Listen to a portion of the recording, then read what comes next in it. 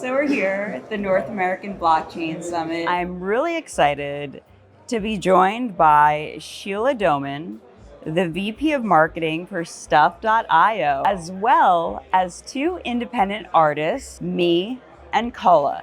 Sheila, for people who don't know about Stuff.io, tell us a little bit about what it does on the blockchain. Absolutely. So we publish every type of digital media on the blockchain. We put ebooks, audiobooks, music, and film on blockchain. And currently we are on 6 different blockchains. So it allows all the customers to actually own their digital media. That's a huge myth that people think that they're actually buying their digital media, where actually nobody owns their digital goods at all these days. So this gives people the option to not have to solely rely on touring, because making these albums are expensive. Making videos are very expensive.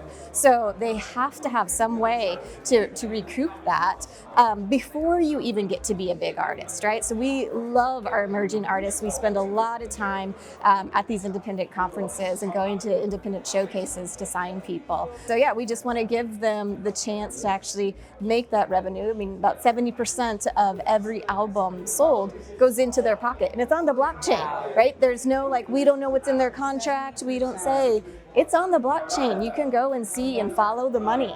And that's the whole point, is the transparency to support these artists, because we want them to just keep making music. Me almost stopped making music. Me, let's go to you. Tell us a little bit about your journey in music. I was thrown on stage when I was 5 to sing solo a cappella. From there, I did choirs around the country. And then after releasing my first EP on standard streaming distribution platforms, because I didn't have fan base as a new, fresh, young artist, I didn't have our sustainability to pursue the career, and I doubted whether or not I should continue at all until I came across blockchain, and it opened up my mind about the truth of ownership.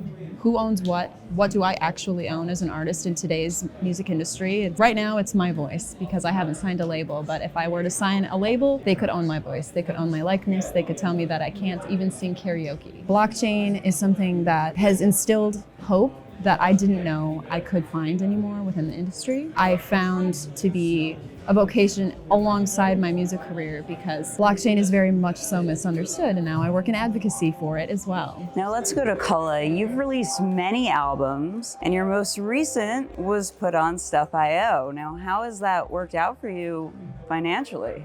Albums prior, I was able to release music through distributed and networks like torrents. Those came with a lot of limitations. I was able to reach a larger audience, but there was no financial rails or levels of ownership or automated licensing, any of that type of stuff. It was very much still kind of honor system, which is difficult to enforce. And so the promise of blockchain for me, and why I'm really excited about utilizing platforms like Stuff, is because not only can the fans actually own a piece of something digitally, it's not just a license that can be revoked or taken away. They can have this actual ownership, the ability to have, alongside the ownership, the rails for finance. This is something that independent artists like me and myself have struggled with for so long, is to be able to have these kind of financial tools that only major labels would have access to. These abilities to utilize things that are now just inherent on the blockchain, that are baked in.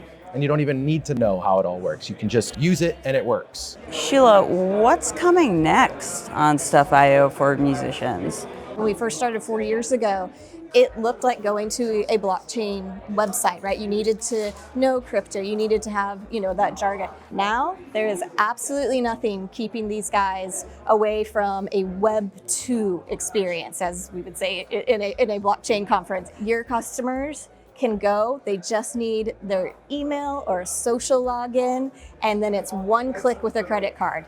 So there's no mention of choosing your blockchain or putting in your wallet. Literally 2 clicks to get Me's album into your entire account. You can then listen to her on your phone. So that's the most exciting stuff. It's just completely nothing standing in the way of them taking this, throw up a QR code as you're performing live, and have people buy your album as you are performing live, which hasn't existed since the merch table in front of the stage, right? And so now they get to do it digitally quickly and know that fan, right? There's no big company standing in front of their fans anymore. It's blockchain. You know everybody who owns your album. So now how can you keep re-engaging them? How can you, entice them with other things?